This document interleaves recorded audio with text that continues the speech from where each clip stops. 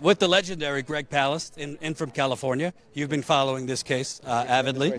Yeah. Guys can see me. Legendary independent journalist, done great work specifically on voter suppression in Georgia and all over the country.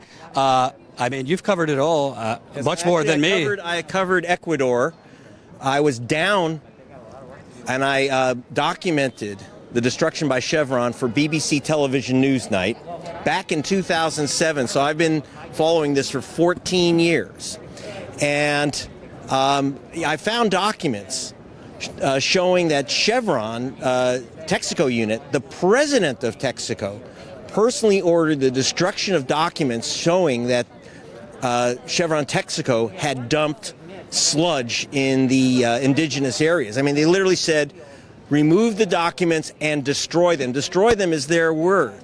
So, and so I've been somewhat shocked. Obviously, this appears to be retribution against a human rights lawyer, and kind of throwing his body out on the tarmac as an example.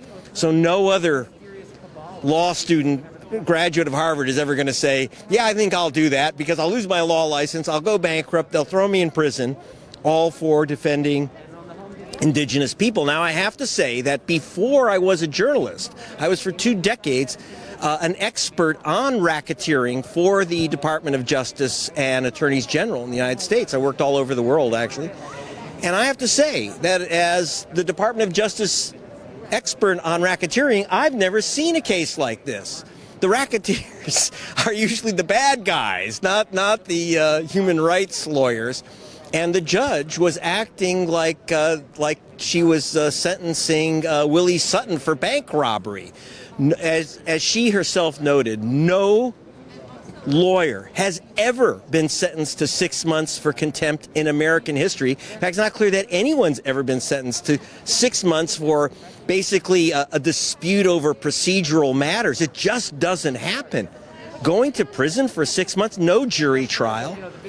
And the guy's already been ruined, had his license pulled, he's bankrupted, and they wanted to go through his laptop and cell phone. If the court ordered me to do that, I couldn't do that either, not ethically. That endangers the lives of his clients, the indigenous people. They're already dying from this stuff. I was there. You have to go there and see it. In fact, if you go to gregpalast.com, you can see some of the footage from BBC television that... and I got to tell you, people covered with pustules, and, you know, it was the evidence. And again, I used to be an investigator for Justice Department. It was solidly clear that this was Texaco's oil. There's no question about it. The Ecuadorian courts had trials for several years. Scientific evidence. I spoke to Chevron's lawyers, and I asked them about the childhood leukemias that were found by the experts. They said, oh, well, is this the only nation in the world that has with kids with cancer? And you'll never be able to prove that that oil causes cancer, which, you know, I mean, most scientists, biologists I don't know if they would laugh at it, they'd be horrified. And they said, and then try to prove it's our oil. You know, oil looks like oil. Well, who else was drilling there?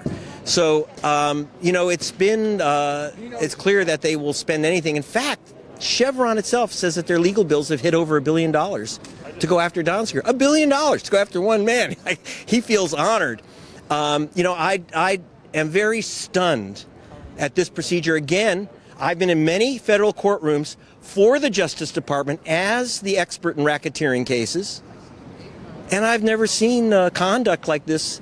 And I really want to know where the official U.S. Justice Department is. We have this odd situation in which you have a kind of Chevron-connected lawyer acting as prosecutor against a human rights lawyer. Under Merrick Garland, we have a new attorney general, new president. The Justice Department should take control of its own case because, after all, this is a Justice Department case, and even Trump's people wouldn't touch it. And so the judge handed it off to a private attorney. This is very unusual. It's a very dangerous procedure. The United Nations Human Rights Commission has said this is a very dangerous procedure.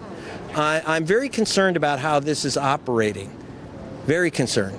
What does it say? I mean, you've been covering corruption throughout the country. Yeah. I mean, I call it the United Corporations of America. They've bought the judges. They've bought the government. They've bought the police. I mean, I don't know what other way to say it. You have police in Standing Rock and Line 3 brutalizing protesters. Now you have Chevron financed or friendly judges doing things like that. What should people think about this is supposedly a democracy? Well, this is a new level of danger where they're actually going after the attorneys. For those who remember the Chicago 7 trial, which was just made into a movie, yes, the Ron Kuby, who is Steve Donziger's lawyer, his predecessor, his former boss at his firm, William Kunstler, was found in contempt of court over 40 times. But, they gave him a couple $1,000 fine. And that was considered a major miscarriage of justice. Sending an attorney to prison over a legal dispute where he's trying to protect indigenous people, and she made it sound like he was making all kinds of money off this case. The guy has worked 38 years. He's worked over 3 decades on human rights cases, over 3 decades on this one case. And I can tell you, I was just interviewing him in his house. It's his little dinky apartment, which is completely paid for by his wife's salary. So there's a guy who graduated from Harvard Law with Barack Obama. I saw them photos together. And instead of cashing in, he decided to help people who couldn't help themselves, who couldn't defend themselves. And she's acting like he's just stuffing his pockets with money. What money? It's like, look, you have to respect the rule of law. But the judges need to respect the rule of law. I've seen some, frankly, in the U.S., we have some bad judge behavior. I've seen it. Nothing like this. And that judge, when she talked about contemptible behavior, the way she was acting, using phrases like that this lawyer deserves a 2x4 between the eyes. I mean, excuse me, this isn't exactly Judge Judy. This is, it's just like, and you almost felt like if she had the 2x4, she would love, in her hand, she would love to administer judgment, and that she almost felt frustrated that she'd agreed that there would not be more than a 6-month sentence. The only reason they did that is to deny Steve Donziger a trial by jury. Most Americans think if you're going to stand a chance to go into prison, you get a trial by jury. Not if it's less than a 6-month prison term. So they denied him a trial by jury. Just as, I think as that most Americans, if they were in that courtroom, and in the courtrooms in the cases leading up to this, would be stunned and horrified. And they go after everyone. Frankly, I want to admit that, and I want to disclose, Chevron went after me, after Greg Palast. When I reported, I went down to Ecuador, got the evidence against them, and they filed a complaint to try to get me fired at BBC. I had to go through hearings myself, my own trial, and then BBC found that I was impartial, fair. I gave a completely impartial, fair report. In fact, Chevron's biggest complaint, that I let their lawyers talk too much on camera. I mean, they hung themselves. And I asked them to explain the documents showing that they had destroyed evidence, which in the U.S. is a go-to-jail crime. That's obstruction of justice. That's not a misdemeanor like with Steve Donziger. It is a felony crime. I want them to explain this document, smoking gun, showing that they had committed a felony crime. And they said, well, we'll get right back to you. That's been 14 years. I'm still waiting for them to get right back to me, Chevron. So I'm going to go to the Justice Department now and find out why they're not involved in justice, why they have basically privatized the prosecution of an American citizen, that's a first, and that's very, very scary business.